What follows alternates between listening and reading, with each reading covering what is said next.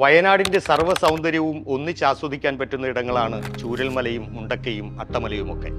നിറഞ്ഞ പച്ചപ്പും കോടമഞ്ഞും വെള്ളച്ചാട്ടവും ഒക്കെ ചേർന്ന പ്രദേശം. ചൂരൽമലയെ ജനവാസ വിനോദസഞ്ചാര മേഖലയാക്കിയത് ഈ കാരണങ്ങൾ തന്നെയാണ്.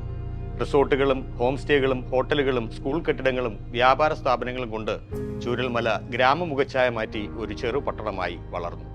2024 ജൂലൈ 30 നേരം പുലരുന്നതിന് മുമ്പ് ചൂരൽമലയും മുണ്ടക്കയും അട്ടമലയുമൊക്കെ തുടച്ചു നീക്കപ്പെട്ടു.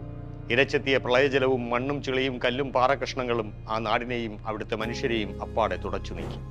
പ്രകൃതിയുടെ സംഹാര താണ്ഡവത്തിൽ ജീവൻ നഷ്ടപ്പെട്ടവരുടെ എണ്ണം എത്രയാണെന്ന് കൃത്യമായി പറയാൻ സാധിക്കുന്നില്ല.